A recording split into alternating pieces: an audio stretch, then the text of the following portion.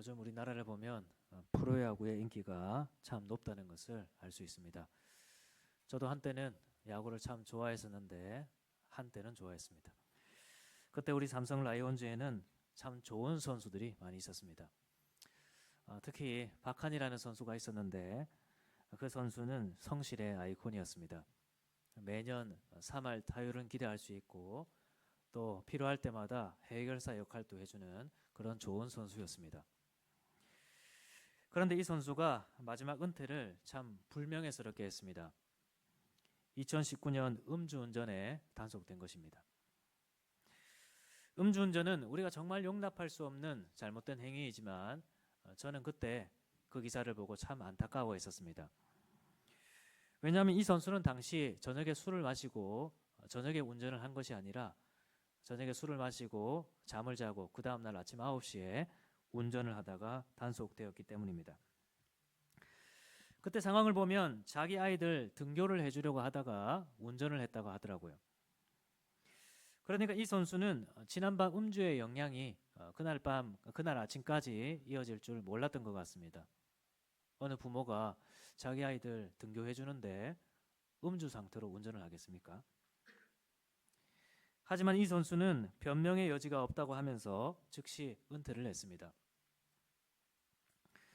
이 선수는 삼성 라이온즈에서만 19년을 활약했습니다.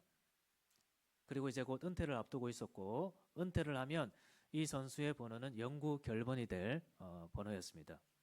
영구 결번이라 하면 이 선수의 등번호 33번을 영구적으로 다른 사람이 사용하지 못하도록 하는 그런 명예로운 일이었습니다. 그런데 그런 삼성의 프랜차이즈 스타가 라이온즈 파크에 33번을 걸어두고 평생 자기의 명예를 드러낼 수 있었는데 한순간의 실수로 불명예 은퇴를 하게 된 것입니다. 여러분들은 이런 경험이 없습니까? 우리도 살면서 많은 실수를 합니다. 그리고 어떤 경우에는 그런 한 번의 실수 때문에 바로 이러한 불명예 은퇴와 같은 돌이킬 수 없는 상황에 처하기도 합니다. 불명예 은퇴를 하기도 하고 회사에서 낙인이 찍히기도 하고 아니면 스스로 자기를 정죄하거나 스스로 그 죄책감 때문에 평생을 괴로워하며 살아가기도 합니다. 여러분 이렇게 실수한 사람들에게도 다시 시작할 기회가 있을까요? 이 세상은 실수한 사람들을 쉽게 용서하지 않습니다. 죄를 지었든 실수를 했든 그 나기는 오래 갑니다. 그런데 하나님은 그들을 위해서 숨을 쉴 수 있는 장소를 하나 마련해 주셨습니다. 그것이 오늘 본문에 나오는 도피성입니다. 하나님은 이제 이 약속의 땅을 다 분배한 다음에 그곳에 총 6개의 도피성을 만들라고 하셨습니다. 이 도피성은 3절에 보면 부지 중에 실수로 사람을 죽인 사람이 도피할 수 있는 그런 장소였습니다. 예를 들면 우연히 사람을 밀었는데 그 사람이 죽게 되었거나 아니면 어떤 물건을 던졌는데 자기가 어떤 사람을 미워해서 던진 것이 아니고 또 남을 해치기 위한 목적으로 던진 것도 아니고 그냥 던졌는데 누가 가다가 맞고 죽은 것입니다. 그렇게 되었을 때 그 사람에게 보복하려고 하는 누군가에게서부터 자기의 생명을 보존하기 위해서 피하기 위해서 도망치는 장소가 바로 이 도피성이었습니다. 그리고 이것은 단순히 목숨을 피하는 장소만은 아니었습니다. 6절에 보면 그렇게 실수로 사람을 죽인 사람은 이곳에 와서 자기 죄에 대하여 공정하게 재판을 받을 수 있는 기회를 얻기도 했었습니다. 그리고 그 이후에는 그 재판의 결과에 따라서 자기가 원래 살던 그곳에 가서 새로운 삶을 시작할 수 있는 기회를 얻기도 했었습니다. 그리고 6절에 보면 이런 재판과 더불어서 당시 대제사장이 죽으면 일종의 사면을 통해서 그런 기회를 얻기도 했었습니다. 여러분 하나님께서 이런 제도를 만드신 이유가 뭘까요? 첫 번째로 하나님은 이 도피성을 통해서 우리 모든 사람들의 죄가 공정하게 판단받기를 원하셨기 때문입니다. 여러분 만약 여러분들이 어떤 사람이 실수로 여러분들에게 큰 해를 가했다고 생각을 해봅시다. 그때 우리는 어떻겠습니까? 아마 많은 흥분을 하게 될 것입니다. 상대방이 이건 정말 실수입니다. 정말 잘못했습니다. 이것은 정말 제 의도가 아니었습니다. 그렇게 말해도 피해를 입은 사람들의 입장에서는 흥분을 할 수밖에 없는 것입니다. 그래서 경우에 따라서는 만약 우리가 입은 그 피해가 너무나도 심각하고 또는 우리의 가족이 오늘 본문의 상황과 같이 죽게 되었을 때에는 우리도 그 흥분을 주체하지 못하고 그렇게 피해를 준 사람을 향해서 사사로운 심판과 복수를 할 수도 있게 되는 것입니다. 그것이 오늘날과 같은 사회 질서가 확립되어 있지 않는 고대 사회라면 더 빈번하게 일어났을 것입니다. 주변에 사람이 없거나 아니면 여러 사람들의 여론이 나를 지지해 준다고 생각을 하거나 아니면 그렇게 부지 중에 실수로 남을 죽인 사람이 사회적 약자거나 그렇다면 그 자리에서 쉽게 개인적인 복수를 행할 수도 있게 되는 것입니다. 그러나 하나님께서는 이 도피성을 두셔서 실수로 죄를 지은 사람이 이곳에 와서 공정한 판단을 받도록 하기를 원하셨던 것입니다. 고의성이 있었다면 그에 따라 벌을 받고 또 상대방에게 고의성은 없었더라도 피해를 주었다면 율법에 따라 그 보상의 원칙이 있지 않습니까? 합당한 사과를 하고 진심으로 뉘우치고 합당한 보상을 하도록 하고 그런 공정한 판단을 하나님께서는 원하셨던 것입니다. 여러분, 두 번째로 하나님은 이 도피성을 통해서 하나님께서는 각 사람의 죄와 실수에 대해서 용서하시고 새로운 기회를 주신다는 것을 또한 말씀하기를 원하셨습니다.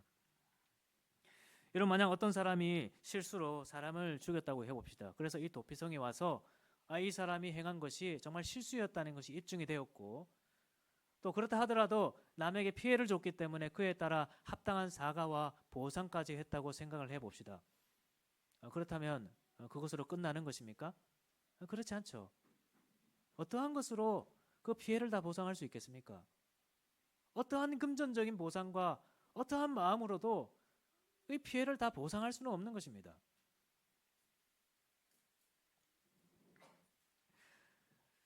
그래서 많은 사람들이 어떻게 살아가냐 하니까 죄책감 가운데 살아가는 것입니다. 진심으로 자기를 죄를 뉘우치는 사람이라면 그 죄책감 때문에 힘들어하며 세상을 삽니다. 앞서 소개했던 야구 선수도 과거의 그런 일 때문에 평생을 송구스럽게 살아가죠. 아마 우리도 그럴 것입니다. 스스로 죄책감 때문에 힘들 뿐 아니라 다른 사람들의 시선 때문에도 많이 힘들게 세상을 살아갈 것입니다. 저 사람이 옛날에 그런 사람이었대. 저 사람이 옛날에 저런 일을 했었대. 여러분, 레미제라블에 보면 장발장이라는 사람이 나옵니다. 참 많이 가난했던 사람이었는데 너무 가난하다 보니 먹을 것이 없어서 빵을 훔치게 되었습니다. 그런데 그렇게 빵을 훔친 것 때문에 무려 5년의 징역형을 받게 됩니다. 그리고 그 감옥에서부터 탈출을 하려고 하다가 결국 그 감옥에서 19년을 시간을 보내게 되었습니다. 그런데 그렇게 감옥에서 지나친 형벌을 받고 나오면서도 이 장발장은 마음이 편하지 못했습니다. 장발장은 지나친 형벌을 받았습니다. 빵 하나 때문에 19년을 복역했습니다. 지나친 형벌을 받았죠. 그럼에도 불구하고 사회에 나와서 마음이 불편하고 불안해했습니다. 왜냐하니까 사회가 자신을 그렇게 낙인 찍어버렸기 때문입니다. 그래서 결국 자기의 신분을 숨기고 살아가죠. 그 부분의 내용을 보면 그는 전과자였다. 그것이 사회가 그를 보는 전부였다. 저 사람은 징계를 받은 사람이었다. 저 사람은 옛날에 실수를 한 사람이었다. 그것이 사회가 죄를 지은 사람을 바라보는 유일한 시각입니다. 그래서 그는 사회가 자신에게 영원히 문을 닫았음을 느꼈다. 그렇게 되어 있습니다. 여러분, 이것이 죄를 지은 사람들이 살아가는 세상입니다. 실수로 죄를 지었다고 해도 그리고 그 죄에 대한 형벌과 보상을 충분히 했다고 하더라도 이 사회가 바라보는 시각은 그런 것입니다. 그런데 우리 하나님은 어떻게 하신다는 것입니까? 이런 우리의 죄와 실수에 대해서 용서하시고 지난 허물을 깨끗하게 사하여 주시고 새로움을 더하여 주신다는 겁니다.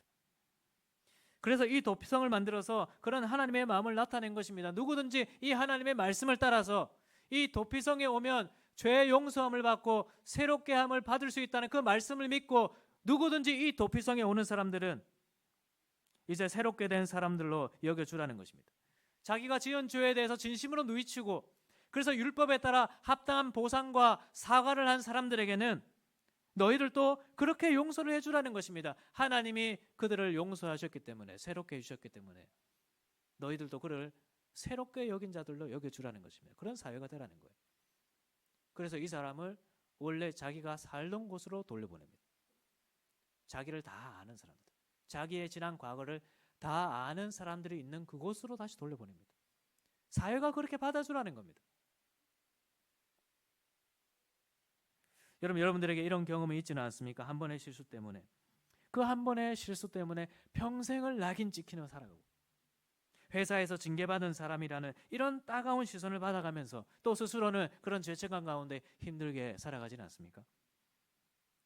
그러나 우리 하나님은 그렇지 않다는 것입니다. 여러분들이 악의적으로 고의적으로 죄를 지었고, 그래서 지금도 뉘우침 없이 지속적이고 반복적으로 죄를 짓는 것이 아니라면, 하나님은 누구든지 자기의 죄를 회개하고 그의 죄에 대한 형벌을 다 받은 사람들이라면 하나님은 다시 시작할 기회를 주시는 분이십니다. 여러분, 이렇게 도피성은 구약의 백성들이 자기의 생명을 보존하고 다시 기회를 얻을 수 있는 마지막 희망의 장소였습니다. 그래서 많은 사람들은 실수로 죄를 지었더라도 희망을 가지고, 때로는 두려움 가운데 이 도피성을 향하여 하나의 소망을 가지고 도망쳐 갔을 것입니다. 여러분, 그런데 그런 도피성이 오늘날 우리에게도 있다는 것을 아십니까? 여러분, 하나님은 우리에게 이 구약의 시대보다 더 완전한 도피성을 마련해 주셨습니다. 바로 우리의 주님이신 예수 그리스도이십니다. 여러분, 하나님은 우리와 같은 죄인들이 피하여 도망하여 새로운 삶을 살 수 있도록 자기 아들 예수 그리스도를 이 땅에 보내주셨습니다. 그리고 예수님은 이 땅에 오셔서 우리의 모든 죄를 짊어지시고 십자가에 못 박혀 죽으셨습니다. 왜 죽으셨습니까? 우리 죄에 대한 모든 형벌을 대신 담당하시기 위해서였습니다. 또 십자가에서 우리의 모든 옛사람이 죽고 우리로 새 사람으로 다시 시작할 수 있는 은혜를 주시기 위해 십자가에 죽으신 것입니다. 그래서 성경은 이렇게 말합니다. 그런즉 누구든지 그리스도 안에 있으면 새로운 피조물이라. 옛것은 지나갔으니 보라 새 것이 되었도다. 왜냐하면 우리 예수님께서 우리의 죄에 대한 모든 형벌을 대신 받으셨기 때문이고, 우리의 옛사람은 죽었으며 우리는 주님의 부활과 함께 새롭게 태어난 자가 되었기 때문입니다. 여러분, 물론 이것은 어떤 분들이 오해하는 것처럼 과거의 삶에 대한 뉘우침도 없고 피해자에 대한 합당한 사과와 보상도 하지 않는 사람들에게도 해당된다는 것은 아닙니다. 영화 미랑에 보면 그런 장면이 있죠. 피해자 가족이 교도소에 있는 가해자를 찾아가는데 가해자는 이렇게 말합니다. 하나님이 저를 용서하셨어요. 덕분에 제 마음도 평안해졌습니다. 여러분, 이것은 복음이 아닙니다. 이것은 하나님의 용서를 받은 사람이 아닙니다. 예수님을 믿는다고 하는 그 믿음 속에는 이런 모습이 나타날 수가 없는 것입니다.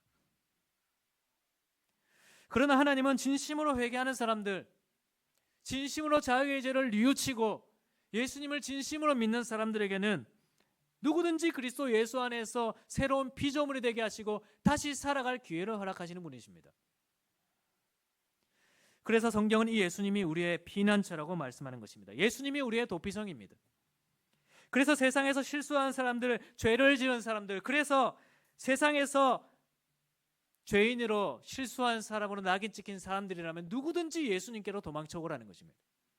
세상이 정죄해도, 세상이 그렇게 낙인을 찍어도 예수님 앞에 나오면 새로운 삶을 살 수 있고 지난 모든 과거를 용서받을 수 있으며 주님과 함께 다시 새로운 삶을 살 수 있다는 것을 말씀하고 계시는 것입니다. 여러분, 신명기에 보면 이 도피성에 관해서 참 은혜로운 표현이 하나 있습니다.